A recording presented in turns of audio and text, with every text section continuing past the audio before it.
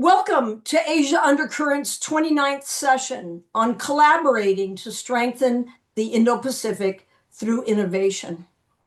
If you're watching on the Nikkei channel or YouTube Live and have not already submitted a question that you want to ask, please scroll down to find a link to submit live during the webinar. My name is Marie Anchordoguy. I am Professor Emerita at the University of Washington in Seattle. My research interests are in how Japan's capitalist system has changed, as Japan has moved from a catch-up nation status to becoming a mature global superpower, helping defend the international world order. Much of my work has been on high-tech industries, such as semiconductors, and also on Japan's evolving ecosystem for high-tech startups. Today, we will focus on collaboration among Japan and other Indo-Pacific countries to strengthen their ties and resilience through innovation. International cooperation on innovation is becoming much more important in the new, unstable, and still evolving multipolar world order. The Indo-Pacific is a diverse region, creating both challenges and opportunities. Can we exploit the opportunities? Can Asia-Pacific countries collaborate more to strengthen semiconductor supply chains?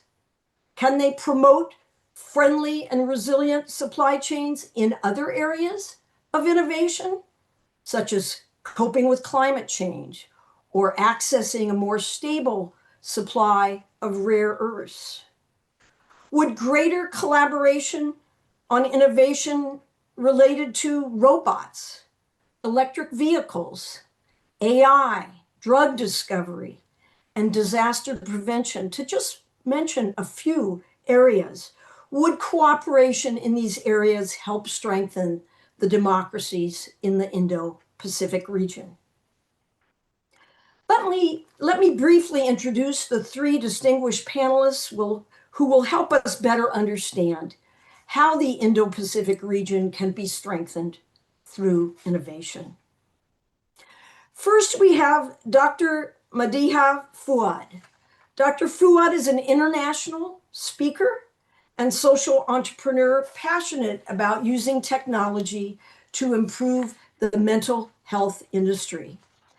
She is the founder and CEO of Plus Vibes Group, a health tech platform that has supported over 70,000 users, blending digital tools, community support, and AI-powered features for corporations, governments, and universities. She runs workshops about these issues across the Asia-Pacific. She has received many awards, including the Global 50 Rising Stars in ESG, the National Social Entrepreneur Award, ASEAN Women Entrepreneur Award, and Malaysia's Top 30 Women of Excellence Award. She's been on the global stage at events such as the Korea APEC Forum and the China ASEAN Women Entrepreneurs Dialogue. Our second panelist is Mr. Takashi Imamura. Mr. Imamura is a business economist and political analyst specializing in the US economy and politics, as well as international relations. He is president and CEO of the Marubeni Institute, one of Japan's top think tanks. He has spent his whole career at Marubeni. He served as senior vice president of Marubeni America Corporation and general manager of the Washington office from 2008 to 2017. Soon after returning to Japan, he became an executive officer at Marubeni. He has also served as a member of the APEC Business Advisory Council and has been chair of the planning department at the Keidanren Committee on Foreign Affairs. Last but not least, we have Dr. Manish Sharma. Dr. Sharma is a professor of economics at Hosei University and a visiting research fellow at the Institute of Geoeconomics. He's held research and teaching positions at renowned institutions, including the Jawaharlal Nehru University, University of Tokyo, London School of Economics, Temple University, and Doshisha Business School. Until 2012, Dr. Sharma was director, mainly in charge of India-related issues, in the corporate finance department at Daiwa Capital Markets, Tokyo headquarters, where he provided strategic financial guidance to major corporations. Then he became a full-time academic, bringing this extensive practical knowledge to students across Asia. Other activities of his include 13 years of radio newscasting with NHK World and running an investment advisory firm. Now we will turn to these three distinguished panelists to hear their thoughts about how there can be more collaboration among Asia's democracies to strengthen the region through innovation. Each panelist will speak for 6 minutes, and then we will move to discussion and later to audience Q&A. So first we have Dr. Fuad, please. Thank you so much, Professor. A very good morning, thought leaders across the world, if I may say. I'm truly honored to be on Asia Undercurrent alongside such esteemed speakers as we have heard. Thank you so much for having me. Well, my take on the topic. How do we really collaborate to strengthen Indo-Pacific through innovation? Perhaps I can start by sharing my opinion on what I believe to be the gap and the context of the era that we currently live in. Professor highlighted a key point in our opening speech, and the concept here was really about self-sustaining innovation. But the question you rightfully pointed out was, can we really innovate alone? So to put this into context, let's take a look at last week's phrase that echoed among global leaders at the Munich Security Conference, and that was strategic autonomy. In Europe's case, it's to no longer depend on the United States for security, intelligence, infrastructure, but we can debate that Europe may not have such extensive geospatial technology. So what's the plan? Is strategic autonomy, it might shift and be focused on diversified trading partners and partnerships, which reduces vulnerability while staying globally connected. Similarly, I'm of that same opinion. For our region, Indo-Pacific needs to collaborate, needs to open its doors to extensive collaboration with multiple trade partners. And in this part, it might even be using and leveraging on the triple helix model, which is the government, industry, academia, which is what we have today. Because I really do believe that through diversity in thoughts and culture, that is where innovation truly lies. So I'll raise 3 points here. The first is that innovation has to be strategic. So to identify what are the current gaps within our countries and what are the strengths and weaknesses. We are operating in a complete shift and new economy, new era. And we are, Indo-Pacific specifically, is facing overlapping pressure. When we look at geopolitical, we look at supply chain realignment.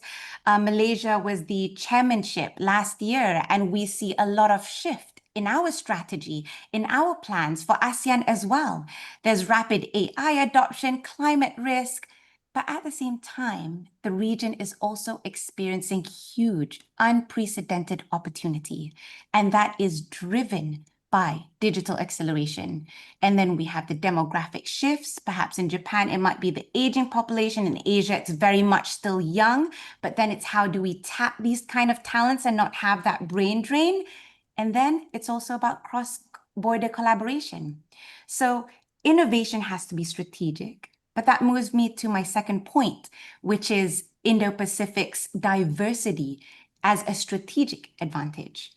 And when we look at culture, we look at consumer markets, we look at income levels, we look at demographic profiles and technological maturity. Some economies are advanced in manufacturing hubs like Japan. Others, like us, we are digitally agile, where we see adoption for digital technologies and social entrepreneurship using technology is quite something that is widely talked about and widely advocated within ASEAN. And there are different stages to these developments. So ignoring this diversity would be such a waste. But I'm not saying that collaborating will be easy. There are gaps, right? Especially with all the diverse cultures and the miscommunication, perhaps, and the alignment that we all must have. Which brings me to my last point, which is the core message of today, and that is collaboration as the acceleration engine. And it's not that we can outscale economies alone, but it's more of collectively, I believe that Indo-Pacific holds this enormous capability where we all have our strengths. But when I speak to my ASEAN counterparts, they're saying, okay, collaboration requires network. How do we get this network? How do we be part of this opportunity? It really does go back into this triple helix model, this whole government, academia, the industry partnerships, and providing the opportunity for us to collaborate. So the question is, and I hope that is something that we will discuss, Professor, is how do we really leverage on these different ideas and really embark on these opportunities? So looking forward to an engaging discussion. Thank you. Thank you so much. Now we turn to Imamura-san. Yes, thanks for providing me these great opportunities. Yes, I'd like to speak about focusing on Japan. So I think the first question, the importance of innovation for Japan's Indo-Pacific. I would like to emphasize that advanced technology has become a key battleground in international competition. And this is a great challenge for the not the big powers, some between the big and the middle power for Japan, as the Japan's. The major powers hold an advantage in technological development due to their great access to talent, funding, information, and accumulated technological expertise. And moreover, major powers that secure such technology can further strengthen their position against middle powers through containment and weaponizing technology. So middle power face disadvantages acting alone. So nations should enhance their autonomy by acquiring unique technologies while forming a voluntary coalition of middle powers to share and combine these respective technologies, thereby increasing the group's autonomy and indispensability. And then Japan fortunately have some strong, the great strategy as Prime Minister Takaichi lead and decided. So yesterday, after the landslide victory in the last week's election, she holds the press conference and also emphasizes her growth strategy of Japan's. As all of you know, that the strategy for 17 areas, 17 strategic sectors. Regarding Japan and also the opportunity for the Indo-Pacific areas, regions, countries, I would like to emphasize that among the 17 strategic sectors, AI and semiconductors hold the most promise. Japan, South Korea, and Taiwan, key players in the semiconductor supply chain in these areas, are highly interdependent. Japan's strength in semiconductor materials and equipment can support the entire Asian semiconductor industry. And moreover, new industrial policy were already being implemented before the Takashi administration, such as the TSMC's entry into Japan's Kumamoto regions, and the Japanese government's substantial investment in the new company Rapidus. This creates favorable conditions for recovery from decline and establish a foothold in cutting-edge semiconductors. For Japan, this sector is positioned as central to economic security and facilitates collaboration with like-minded Asian nations. So regarding high potential for expansion in Asia, in other strategic sectors, I would like to emphasize that one is the drug discovery and advanced medicine. And so disaster prevention, national resilience are also promising, I think. Conversely, but AI semiconductors also present challenge risks. For Japan, so Asia to succeed in advanced semiconductors, massive investment and highly skilled talent are indispensable. Competition with China or the other big players in India were intensified. It is also undeniable the industry with the highest geopolitical risks in AI development. The US and China overwhelmingly lead Japan and the others. Both Japan and Asia are caught up in the accelerating wave of technological innovation and industrial revolution, where AI replaces software. Without domestic companies positioned at the forefront, achieving results may be limited to industries and companies that utilize AI. And so regarding the innovation to realizations, I would like to emphasize the one big point. So given economies scale and the concentration of resources in the major countries, the challenge holds these regions. I think important point is rather than seeking export destination to replace the United States, it is actually crucial to recognize Asia's sufficiently large population and vast potential purchasing power, and to steer towards expanding domestic demand. Other Asian countries, most Asian countries besides China also remain overly exported oriented. Rather than seeking partner countries and regions depend on overseas market, I think a shift towards domestic as intra-regional demand. This intra-regional means that Japan and other Asian countries collaborations. Intra-regional demand is necessary, I think.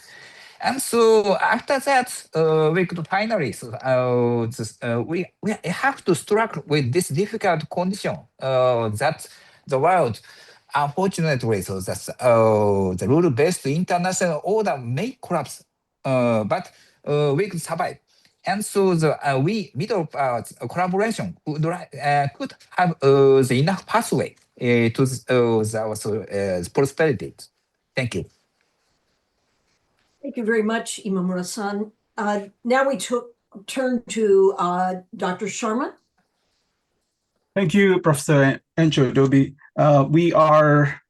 It's a very pertinent topic, and clearly we started innovation, and I want to point out that there are differences, different approaches in innovation, and also what we are focusing on it. Are we talking about innovation in research? Is it manufacturing? Is it processes that are beyond manufacturing? Is it governance? We're talking about a trade or supply chain related innovation. So it's a pretty broad basket of ideas that we are trying to tackle here. But I want to start with some of the terms that are used often recently to describe the way our sort of geopolitical, geoeconomic world looks like. And the terms that are thrown at us is, there are three. I would say one is deglobalization, the other is decoupling, and the third is de-risking. What we actually see in terms of the flow of trade, we realize that, well, it's hard to argue that there is deglobalization happening. This is a term that's been thrown around for last, I would say, a decade, 7, 8, 9 years. But when we look at the trade flows, it's actually increasing. Despite the tariffs that have come on last year, we've seen China, for instance, has crossed the trade surplus of 1 trillion record level, right? So what I would like to term it as, it's re-globalization. There are different ways of, there are newer approaches to globalization that we see unfolding right before our eyes. The second one, which was about decoupling, where the two major economic powers. They will create an alternate sort of economic system. There'll be a couple of those. They won't be talking to each other. That's the main thesis. But what we see actually, the dependence on, for instance, China for the manufactured goods, it has not come down. This does not mean that it will continue to be the case in the future. But at the moment, what I call again is recoupling. There are different partners that are coming together, and they are trying to sort of fill the void that was sort of left by the US exiting the multilateral sort of rules that they helped create. The third point, which is about de-risking, I certainly think it's a shorthand for China risk when we say de-risking. And what you actually notice is it's a lot of countries are realizing it's very, very difficult, but facing the choice, facing the dire consequences on relying on one particular supplier, now the countries are investing huge amount of money into this diversification. And there are two sectors in which this de-risking process seems to be progressing well. One is obviously the minerals,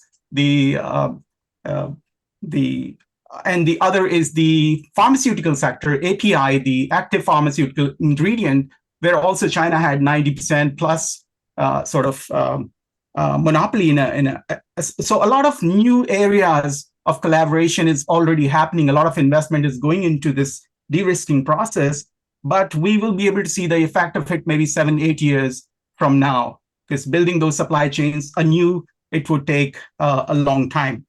Now, coming to Japan, where I am residing at the moment, I think a lot of negative news has flown when it comes to Japanese economy, and I would like to really counter that. That Japan is at the forefront of the technological innovation, and especially when it comes to the complex system. So if you look at the Harvard MIT-led ECI, which is Economic Complexity Index, you would find Japan has been there since 2002 as number one country when it comes to complexity in trade. So almost 23 years, we see Japan being the undisputed leader when it comes to the complex trading systems. Now, what it means is it talks about the sophistication of the manufacturing, a lot of processes, innovation, and the indispensable nature of Japan. You can't take Japan out of the global supply chain. Nothing is going to work. And that's what Japan's sort of role in the world, we probably can look from that perspective. Talking about probably small and middle power that we also hear a lot these days, especially with Prime Minister Carney referring to it. I would like to say that probably a better term would be the looking at the size of the economy, or maybe per capita income, right? We may call middle income countries, or because power is becoming increasingly, it's hard to argue that there are countries that hold power across the board, the way we traditionally looked at, right? There are not many countries that hold that kind of dominating power over other countries. So that's probably the starting point. And Imamura-san laid out the innovation-related strategy that Japanese government is trying to pursue, and a lot of those exciting areas. But also there are a lot of cases which we have seen evolve in last 6-7 years, where Japan is actually going on that frontier of technology, which doesn't get enough media attention. So hopefully we'll be able to cover that as well. Thank you. Thank you very much. So now we're going to turn to some discussion. I have some questions that I will ask all of the panelists, but some questions I might just ask, one main panelist who seems to be an expert in that area. But please do raise your hands if you want to add anything to that. My first question is a hard one, and it's to all of you. Given the recent global changes and the volatile, evolving new world order, how can Japan and other middle and smaller countries in the Indo-Pacific best approach the idea of collaborating across borders. I think it was Dr. Fuad who said, how do we do this?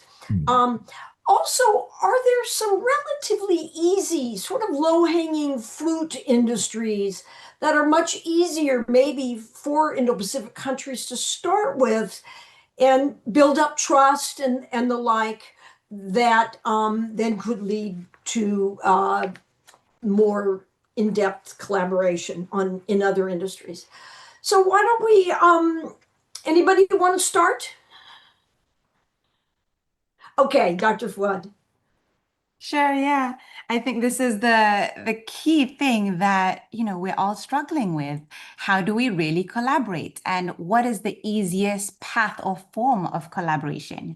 I think I've been privileged to be part of a lot of ASEAN initiatives where I can share parts of Cambodia, Vietnam, Philippines, Indonesia, and Singapore and Malaysia, what we have been doing collectively.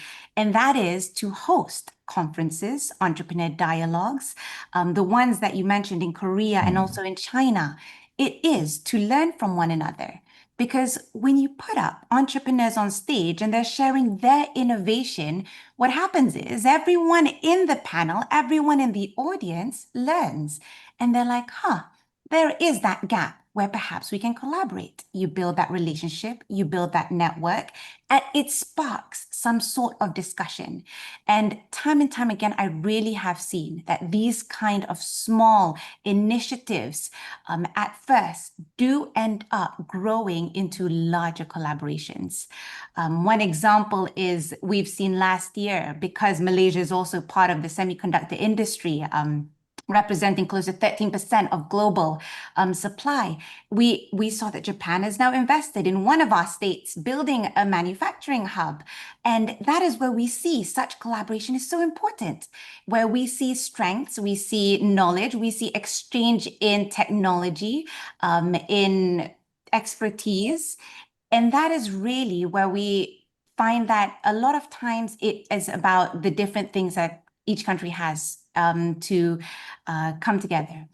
So all in all, it is really about the ASEAN development. It's about the small things that we can do. It's about the conferences. It's about the networking opportunities. And I think that is the most low-hanging fruit that each and every one of the countries can begin with. And that is the gap that I see that should happen this year, even more so. Great, thank you very much. Imamura-san, would you like to add to that? Yes, I think so. This was maybe the collapse of the rule-based international order. It also caused the challenge for not only Japan but also each Asian countries. But I think so. Why that the collapse has happened? I think one of the reasons is each country's employment issues. Regarding US, China's cheap imports defeats US domestic manufacturing and cause that the free trade is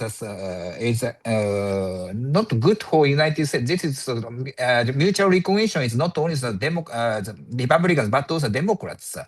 So I think in that situations, I think so.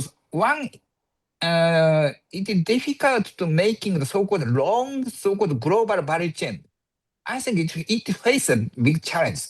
So now we're shifting from such a sort of too long global value chains to each country's mutual direct investments. So this is the case of Japan. Japan shifting from trade to the investments, especially for to the United States. Japan faces the trade war, long history of the trade war since starting from the 1970s. We experience that and we recognize that respecting the target countries, the employment is very important. So we're shifting to the investment, and so we achieve many the results that from that investment. Now, Japan is the top country of the U.S. The inward foreign direct investments, and so created enormous 1 million employment in United States. That is the one example. So not only in the United States, but also in Asia, Japan could invest in Asia, but also Asian countries could invest in Japan. So mutual such as direct investments based on the priority or the advantage in each country's industries is one of the idea. And so the pathway to the region's prosperities, I think. Great. Thank you very much for talking about sort of interlocking investments. Dr. Sharma, did you want to add to that? Yes, since you mentioned the low-hanging fruits, there are plenty of those that we have, especially among countries. So one thing I would say, which it holds really true for Japan, is there are countries which are like-minded, and they offer complementary sort of, they complement basically the strengths of Japan. An example would be ASEAN countries, some of the ASEAN countries. Some of India would be another country wherein the young population could sort of help Japan, the labor shortage that exists in Japan.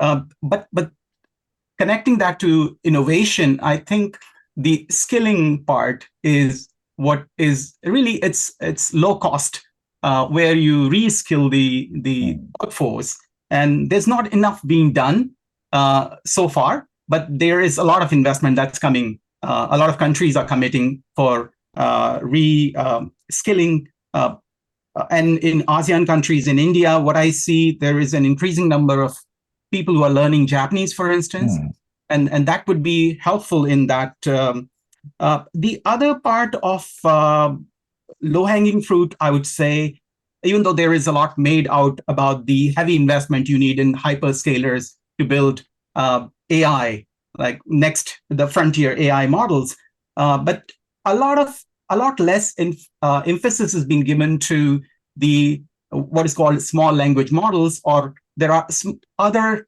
beyond the language. There are AI sort of that inhibits a lot of those areas where the cost of building those systems is not that high because of leapfrogging. Now, the cost of access to, for instance, the latest NVIDIA chips, anybody can access. It's less than $1 an hour for the latest NVIDIA chip.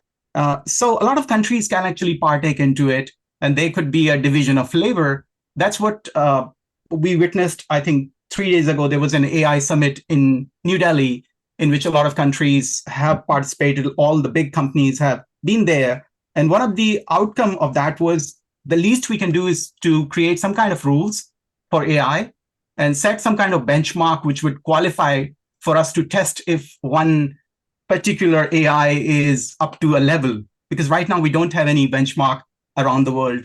So those sort of collaborative attempt to define these technological frontiers would be, I think, relatively low-hanging. But again, there has to be a will among the participating countries. Great. Thank you so much for your insights. This one is about semiconductors, which Imamura-san had talked about. Prime Minister Takaichi just won a resounding mandate, and she has pointed out through this growth strategy 17 areas. And as Imamura-san said, AI and semiconductors are key. We've already had some attempts to make a more friendly and resilient semiconductor supply chain over the last 4 or 5 years, sort of more globally. But Taiwan, Korea, Japan, Malaysia, India, these countries are all players in this supply chain. And I think India would like to be a bigger player and will be. So how can relations between Indo-Pacific democracies in innovation related to semiconductors be strengthened in this region? So Imamura-san, I think I want to ask you first, since I think you've given some serious thought to semiconductors, since Japan is such a prominent player on chemicals, equipment, chips, could you think through what your thoughts are, how maybe Asia could strengthen this supply chain? Yeah. So regarding semiconductor supply chains, this is very, very long lines. And so the feature is that even China or even United States could not have those big major role. So Japan has some the materials, and also the Dutch, the Netherlands also has some sectors, and also India has also each respective ones. Yeah. So and also this is But so regarding AIs, I think the advantage in the United States and China is too big. So, but what we could do is embedding AI to each industries. This is a good opportunity for Japan, and also starting from such an idea to how embedding the AI to the existing businesses. Not only Japan, but also Asian countries have such opportunities. And so the collaboration with such as using the artificial AI and so expanding to the semiconductors. Why this is one of the good idea, and still enormous market we have, I think. Great. Thank you. Dr. Sharma?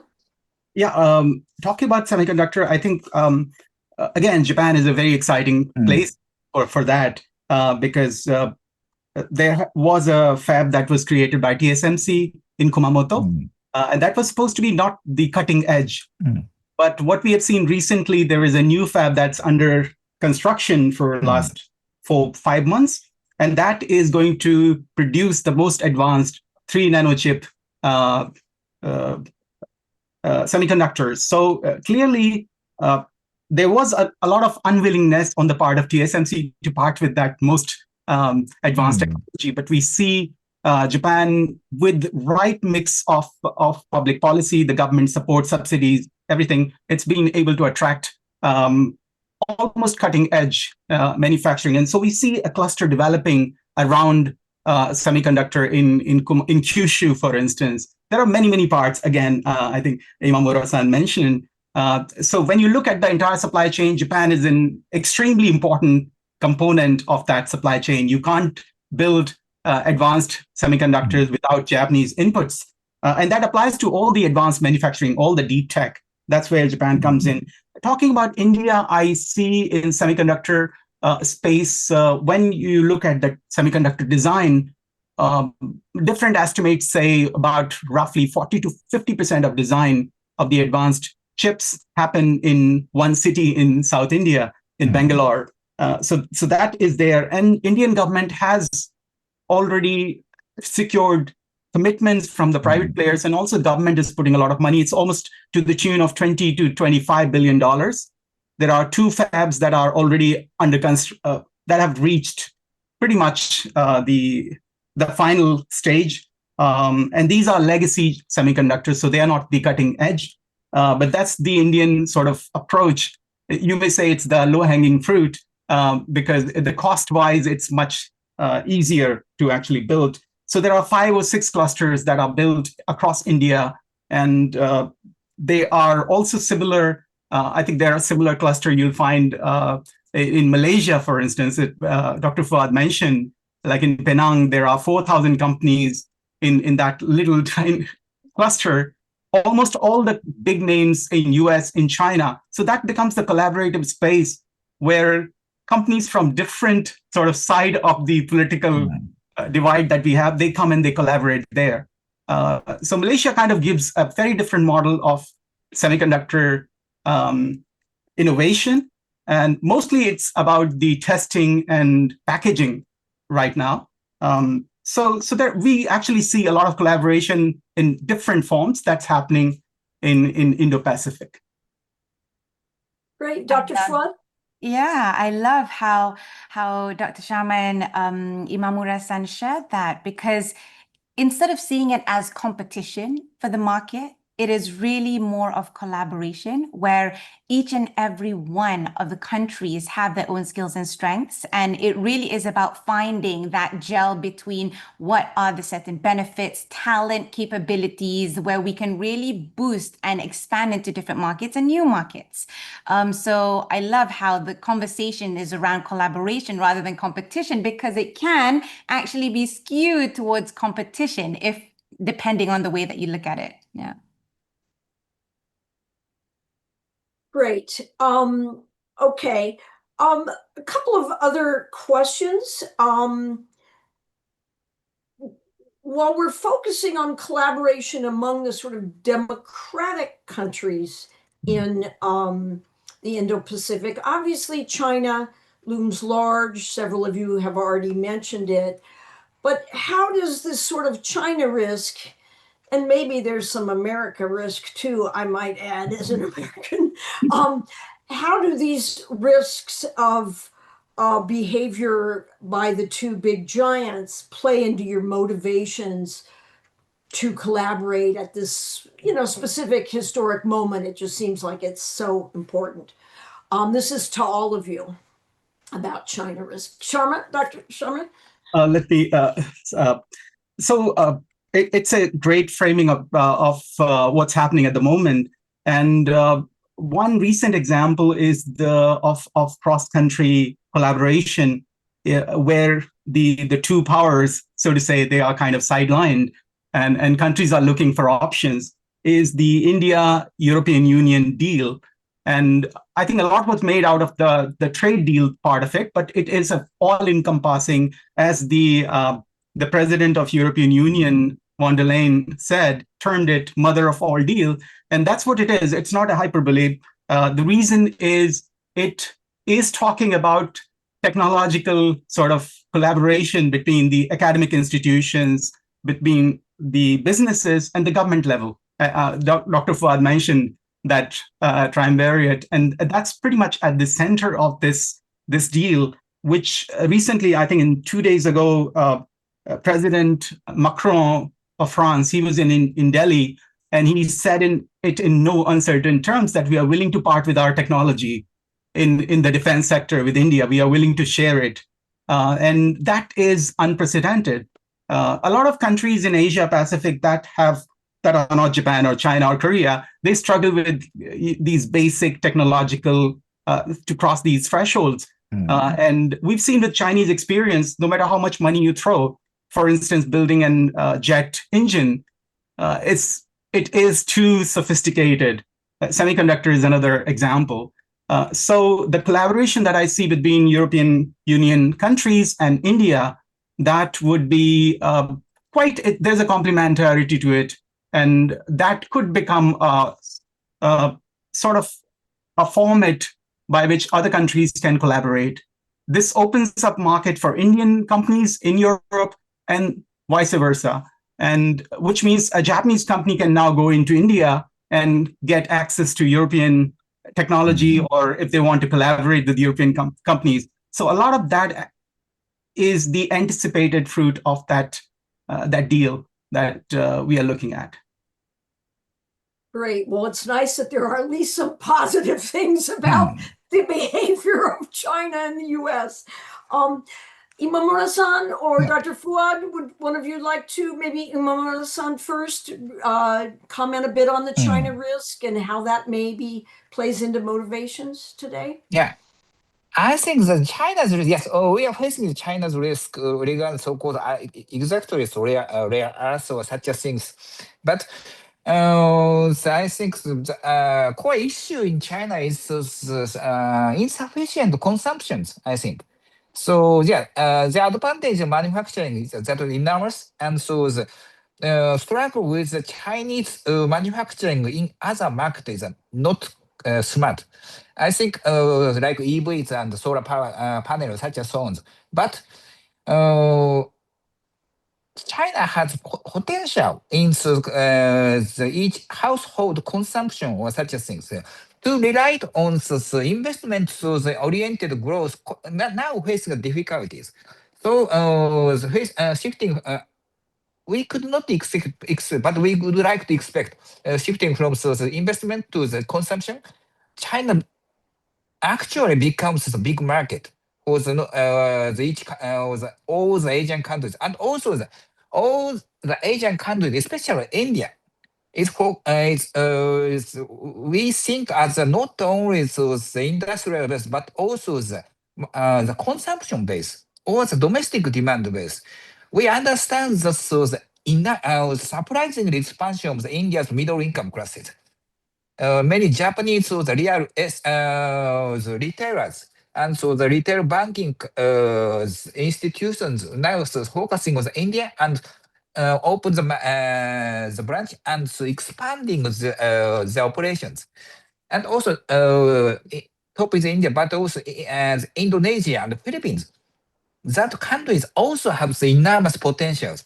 So based on the balance growth between the consumption and investment, we could find the pathway to the prosperity of new type of prosperity in Asians. Well, thank you for pointing out that one of China's problems is a lack of consumption. But I will say that Japan had this problem too for a long time. And it does take time. It seems to me that the capitalist model that several of these catch-up nations in the catch-up stage have is to sort of suppress domestic consumption to encourage exports.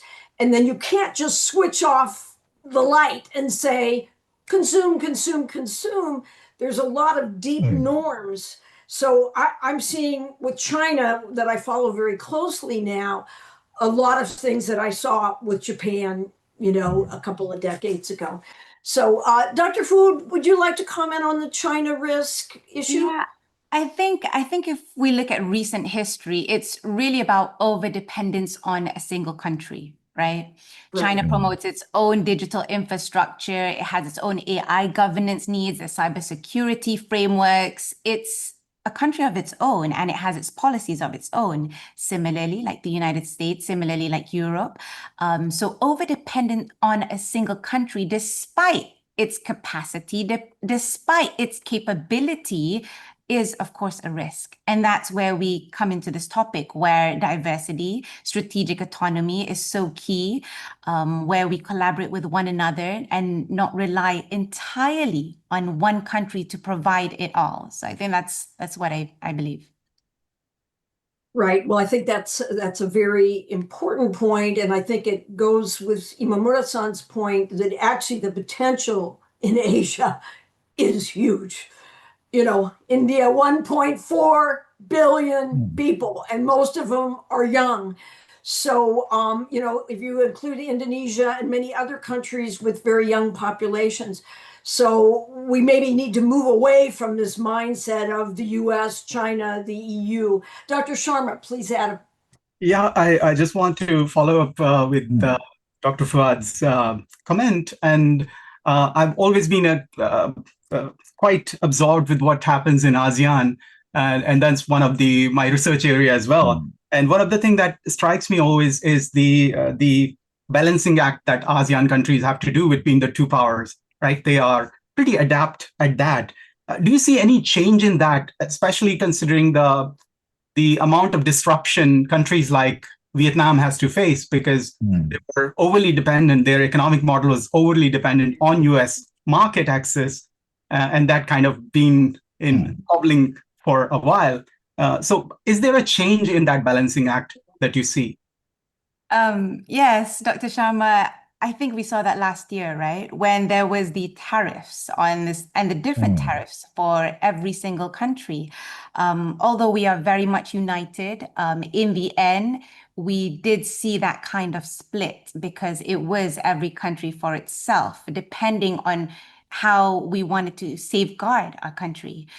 So yes, despite having this unity, at certain risk, at certain stresses, it does cause ASEAN to sort of see, okay, what should we do for our country, for our people? So yeah, you brought that up very much. It's so important. But as much as we would like collaboration, there is that risk where if there are certain pressures, that's where that unity sort of becomes a little bit fragile. Thank you. Well, there are just so many questions we might have, but I want to turn to entrepreneurship now. Asia is widely considered to be a good ecosystem for entrepreneurs. And I wonder if those of you, well, Dr. Fuad, you are an entrepreneur, so I think I will turn to you first. But are there some gaps in government policies to support entrepreneurship and new startups? And how could these policies be improved?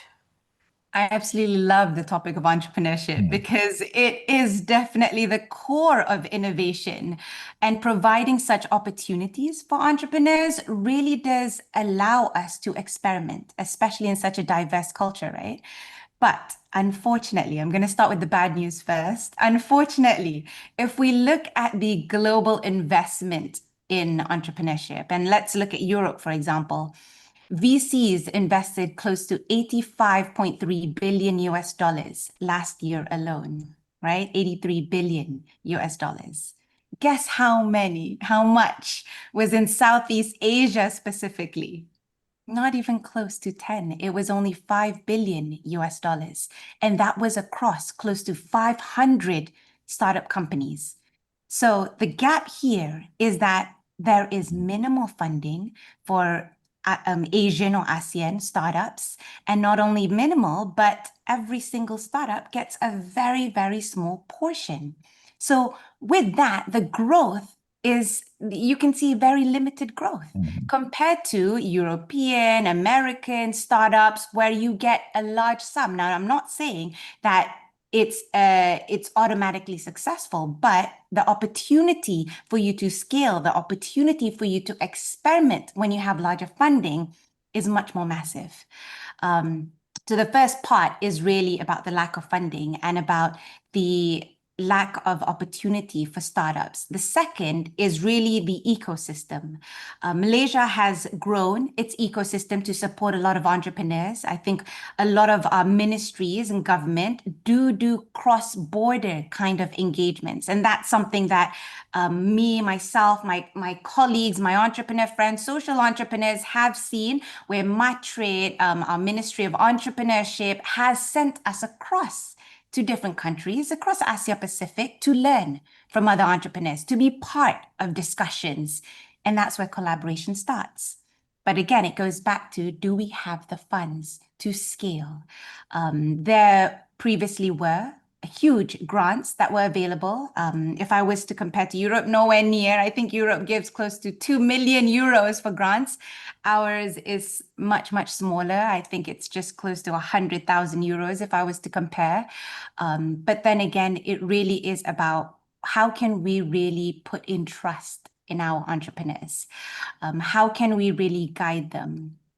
Some of the strategies in Malaysia and Asia specifically is that there has been a lot of money wasted when we invest in startups that, don't have the right guidance or capability or strategic mentorship. So how do we really groom this? But if we stop this completely, then the entrepreneurship ecosystem is not going to grow. So I think the key here is to really structure it so that there will be more entrepreneurs. As we can see some data, Gen Zs are becoming more intra or entrepreneurs. There is that need to become their own boss, and that is something we should leverage on. It is that need, that demand, that desire to fuel the younger generation's passion to become entrepreneurs. So gaps, opportunities, there's a lot to talk about there, but in the end, it really is about believing that the future is in entrepreneurship. Great, thank you. Imamura-san or Dr. Sharma, you want to add something? Yes, please, Imamura-san. Yeah, I would like to add a comment about the experience in Japan. I think that we should consider how to integrate and the embedded ventures or new business or startups into each country's ecosystem of the businesses. Yeah, Japan admires the system of the so-called Silicon Valley, or as a big expanding startup businesses. But Japan has traditional ones. And also the still that so-called Japanese big companies or Japanese the existing companies, the power is still big. And so all this making the entrance for the startup businesses, I think we could not expect the result. How to embed it, how to collaborate with the Japanese traditional business is the one of the pathway, I think. And also, so Japanese old companies now is not only old, they would like to change.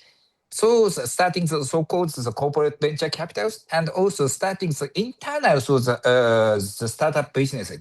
Yeah, there are many criticisms in such a system, but some of the trial it's making some fruit, I think. So I think the gradual but the respective ecosystem is very important. Yes. Thank you so much. Dr. Sharma? Yeah, just following up with Imamura-san's comment, I think Japan is changing in a way that I've not seen, being here for a really long time. One of my constant sort of attempt in the classroom used to be, asking students if they want to start up and running clinics with some of the colleagues about, providing funding and mentorship and all. And often I used to think the students tend to be overly risk averse. And so one of the interesting thing you find, which contrasts with other countries, is in case of Japan, you have enormous amount of funding available, but there are not enough startups that are going. There are incubators, there are accelerators in different parts of the country, especially Kyoto is really important when it comes to deep tech sort of startups. Kyoto University kind of, has this huge infrastructure they've created. In Tokyo, you have a similar thing. So when we talk about deep tech, yes, Japan is doing a lot. There are a lot of startups that are coming, but scaling is an issue. In case of Japan, you get easy funding, but Imamura-san rightly mentioned, in order to scale up, you have to actually collaborate with big corporations. It's the only way to bring it online on a large scale globally. And that's where a lot of Japanese companies, they kind of corner the market within the domestic. In Japan, they become big, but then it becomes hard for them to enter into other markets. And that's where I think the idea that bigger companies, because they also have their own investment funds now, venture funds. So there is a potential. But one of the exciting thing that's happening in Japan is there is enormous investment that's coming in the last 1 or 2 years in the hyperscalers. So these big data centers that are created in Japan, and the investment is coming from across the board. And a lot of these hyperscalers, they provide platform for a lot of local companies to come and use that platform. So there is opportunity, huge opportunity for Japanese companies. That apart, I also see there are these big traditional companies, the way they have also innovated beyond their core business. For instance, Toto is often talked about. Toto, the toilet maker, they have a very advanced materials division, which is a tiny division, but it brings in almost 40% of their profit.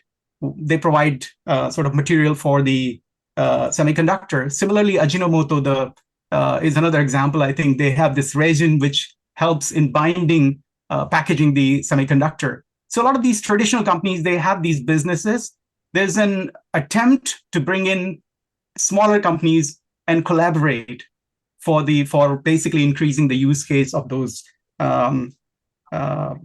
businesses. And similarly, I would say in case of India, we have, it's a mixed bag.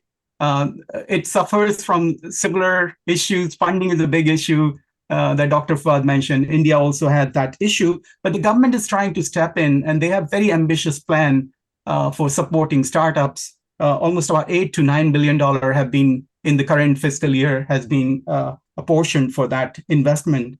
So, and 3 days ago, I was in China, the sort of in Shenzhen, which is supposed to be the Silicon Valley of Asia. And one of the things that I've had a lot of candid sort of discussion, and one thing that came out, there is this startup culture is kind of waning slowly because of the government's sort of control over where the funding should go. That has actually dimmed the innovation that you could see in the previous years. I could see in the incubators, they were humming at a speed, but I could see a little bit of pessimism. And so we do see the innovation cycle in China kind of slowing down. And Japan seems to be in the right place. And the government is also coming out with very ambitious plan. So hopefully that would dovetail nicely. Yes, Dr. Fuad. I love how you brought that up. It's true. Very much that there is that passion, but at the same time, when there's lack of opportunity, lack of funding, that's where the passion dies down. But perhaps I can inspire or share a case study, an example of how we have grown. So a little bit about Plus Vibes. Yes, we have a mental health platform mobile app. And what we did was we went to Japan and we initially did a market study with Japanese mental health clinics saying, okay, can we help you digitalize your traditional solutions, which in most parts of the world is very much face-to-face. But in terms of access, digital provides you wider access. The first thing we thought was that, there would be the traditional mindset where, no, we feel that, this is still a very much traditional solution. It needs to be face-to-face. But then we come across a few other mental health clinics, which are like, okay, let's collaborate. We're open to it. Let's try this out.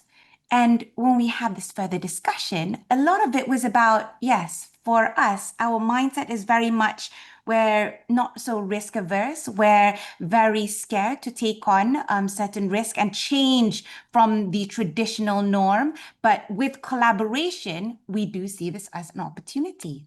So it's not so much that a country does not want to innovate, does not want to try on different strategies. It's more of building that trust in collaboration and seeing, do we have that understanding where we want to achieve the same goal? So I think for the audience here, it really is to try to not give up. If you're entrepreneurs, if you're thinking, does a country want to collaborate with me? I'm a very small company. I am not sure if my solution is too innovative enough and will they even understand? You have to try, because if you do not try, then you will never know if a company is actually looking for that solution or not. Great. Well, thank you all for your comments about entrepreneurship. I want to go to some Q&A from the audience. And many people are asking if you could talk. And again, I want to say briefly, we don't have a lot of time, but if you could mention some successful recent initiatives on innovation, maybe even some in specific countries. One person asks about things in the Philippines. So let's know that we have some real successes and that we're building on that. So if you could just very briefly, those of you that know about some recent specific success stories, please let us know about them. Imamura-san, do you want to talk first? Regarding Philippines? Yeah. Do you have any specific success stories you want to talk about? Or it could be Dr. Sharma or Dr. Fuad speaking, anyone who has some specific examples of recent successful initiatives. Oh, yes. Okay. Yes. From our Maldives experience, we have the investment in Indonesia, and that's enormous population countries. We opened the so-called industrial park 30 years ago in the near Jakarta. Now the size of such industrial park become double or triple. And also the main issue was our agenda is to how to hire those the very well laborers the employment. So our industrial park started so-called education systems, technology education systems, or looks like Japanese kosen, or the Japanese technology concentrated so the high middle schools. That schools provide those very skilled laborers, and also we could provide them the opportunity to the middle incomes. That expansion model is one of the ideas, and also all the Asian, many Asian countries, especially for the ASEAN, so Vietnam or Myanmar or such countries, have also the same issues. How to shifting from the low income to the middle income. They need the technologies. Also, they need the own the skills. Education is one of the important issues, and Japan or the other advanced countries, Asia could provide it. Right. Right. Well, I think many of these, the entrepreneurship discussion too, talked about issues that kind of marriage maybe the advances of the richer Asian nations, Japan, Korea, Taiwan, with where the labor is, because the other countries are suffering an aging society, whereas much of the rest of Asia has many young people. So anyone else want to add really briefly two specific success stories? Yep, I'd love to share an example. Last year, I think Philippines this year is holding the chairmanship for ASEAN. But last year, when we had our exchange program, a lot of the entrepreneurship initiatives and programs that were hosted here in Malaysia were focused on, there was a strong emphasis on social stability and community benefit, which I do believe we have seen a lot of amazing innovations in Philippines, in Indonesia, in Vietnam, and Cambodia as well. I think the key here is really to tackle on that. With Philippines holding the chairmanship, it really is to bring in a lot of innovators to learn a lot about technological advancements, how we can collaborate across borders. So I think that really is it. In terms of entrepreneurship, it's about the community benefit and seeing how we can innovate and build this kind of stronger society together. Great, thank you. Dr. Sharma? Yeah, I mean, so I've got a sort of different idea that I want to bring to this debate. I think we've talked about a lot of technological startup entrepreneurship thing, but one of the development that we see is the excitement about opening of the Arctic route, which a lot of countries are interested, that would have economic consequences, quite positive. But what we are missing is the impact it will have on the rising sea level. That would affect disproportionately the lower income countries in Indo-Pacific. The estimates point to about 300 to 500 billion people in the next 15, 16 years that would be displaced by the rising sea level, depending on if you like it, if you like the findings of those research or not.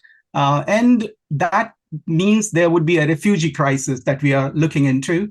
And there's not enough done in terms of innovation, because the climate change has kind of gone to the background right now. And I think we need to really focus on that, because the biggest crisis that we'll face is not going to come inter-country, but it's going to be the climate change.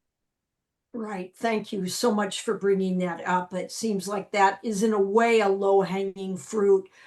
I mean, a difficult, but very important, and at least to start on that, because time is passing quickly. I just have time, I think, for one more question. I'm so sorry, there's so many questions about specific countries. The Indo-Pacific is a big region.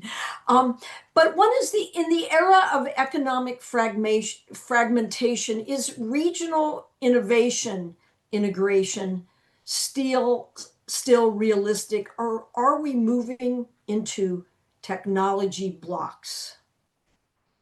So again, is this regional integration realistic, or are we moving toward technology blocks? A sort of probably a European one, an American one, a Chinese one. Any thoughts about that? Briefly, please. Sharma, Dr. Sharma. Yeah, I clearly see there's been a lot of discussion about sovereign internet, where each country would have its own sort of stack. But we find it's going to be increasingly hard to build that, despite the fragmentation. The countries do want to put in the local regulation of internet-based services. That's going to be probably not so good for the big companies, but the countries would try to sort of put those guardrails to align with their constitution or their rules and regulations. So that clearly is the case, but it's for the smaller countries, there are, again, low-hanging fruits.